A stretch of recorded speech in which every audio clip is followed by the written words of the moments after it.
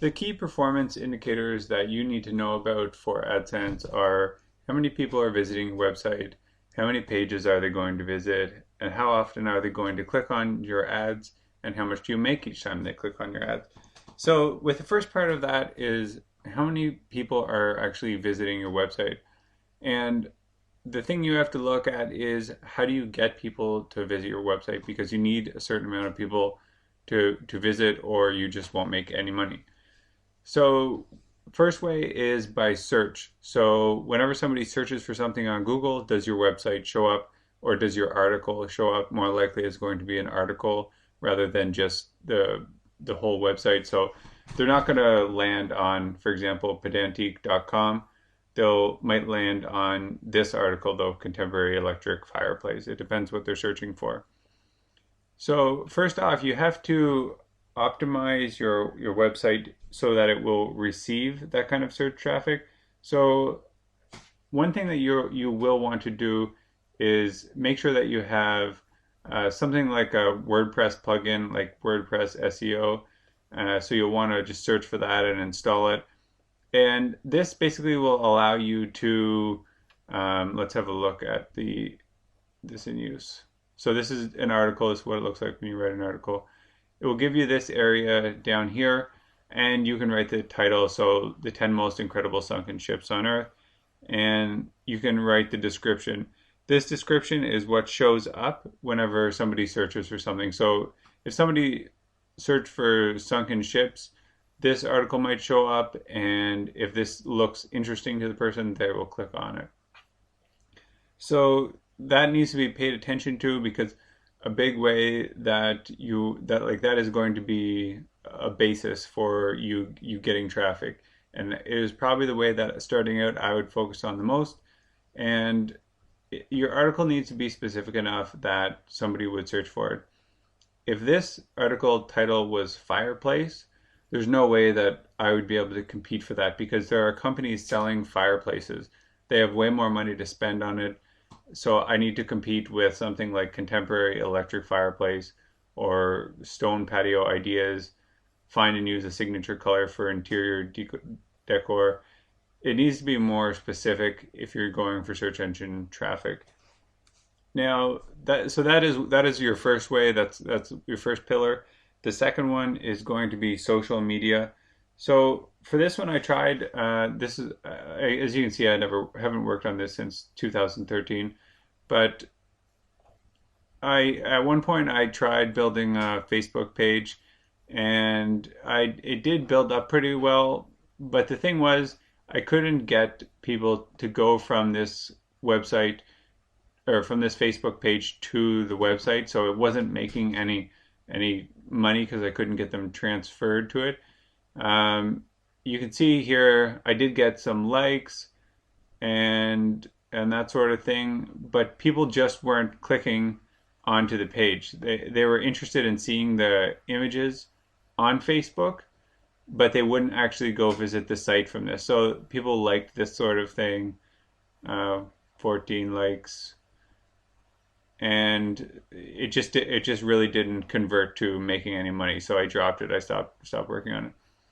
The key was with this, I wasn't offering something that they needed to go to my website for. It wasn't like there was some compelling reason for them to come, and that was the problem with it. So here's another example of a similar type. This one does drive some traffic because I have a job posted and people can go to the website to look at the job. So this was able to drive some traffic. And actually Facebook, it still does work. It just takes a while to build up. And it's a long-term process at this point. Especially the Facebook algorithm has been changing, and it's constantly decreasing the organic reach, and it probably will continue to decrease.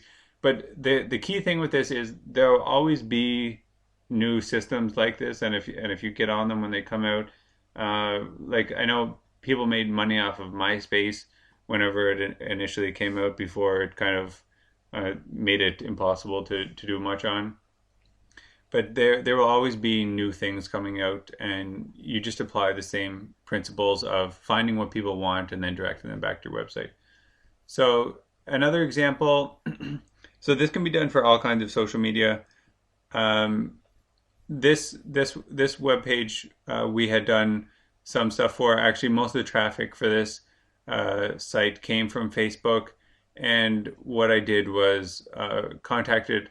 Well, actually, I had somebody else contact other Facebook pages for me, and I would pay them some money for whenever they posted my link on their Facebook page, and that didn't really work out in the end. It did make some money for a while, but long term, it just didn't work because it was too expensive to get the traffic for it. So another form of social media, Pinterest. This one is another website, trendfashiondesign.com. I haven't worked on since, again, 2013. And I also have a Facebook page. I don't think I was able to get any traffic from the Facebook page. I think that it is possible to do that. It would just take more time than I wanted to put into it, especially with design. I think that there is, like fashion, I think that there is a way that you can do it. So Pinterest, though, was interesting because Pinterest, you just pin your images up, and Pinterest, things like recipes, fashion, design, those things are basically the backbone of Pinterest. So design or fashion was pretty key. The neat thing about this is I just went and pinned a whole bunch of photos and that sort of thing when I was doing it, and then I basically stopped. And every like week I get new followers. So there's still people coming from Pinterest to my website, and it's still growing over time, even though I've done nothing for it. So this is worth it depending on what type of site you have. And I just had a little look here for this website, and it had 125 visits from that in the last 30 days. So it does bring in a little bit of traffic. The other thing is this can also be valuable for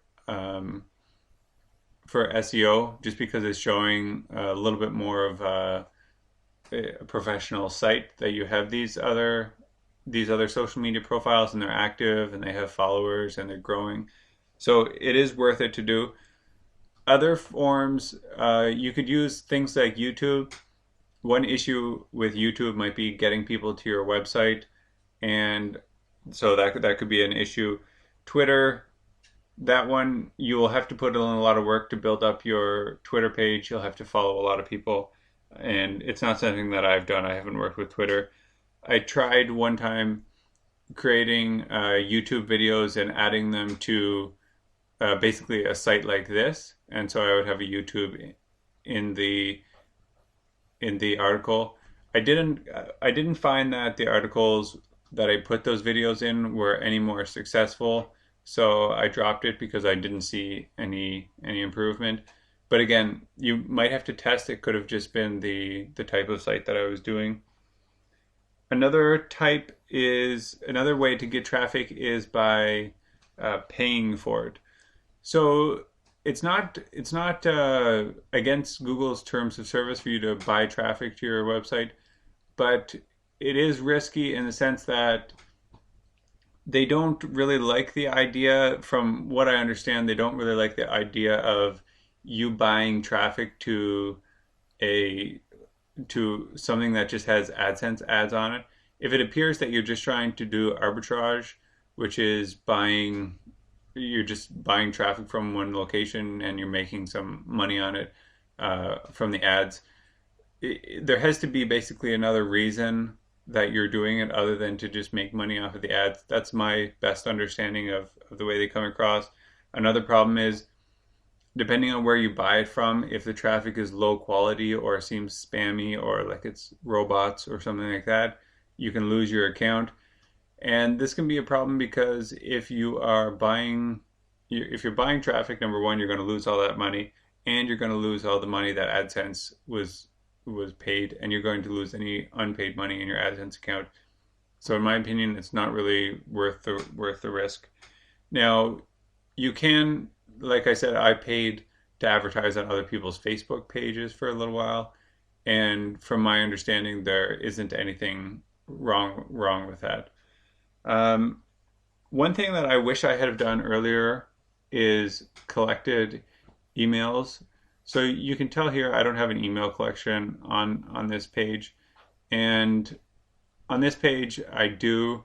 This isn't a super big page, but I had added there's 55 subscribers.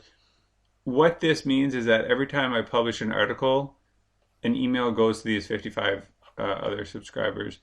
And the reason that it's important to do this when you start is because you might only get, one subscriber a month, and then two subscribers a month, and then three subscribers a month. It might seem like it's taking forever to do it, but I could have had a lot of subscribers by now, a couple of years later, if I had have just let this stay on.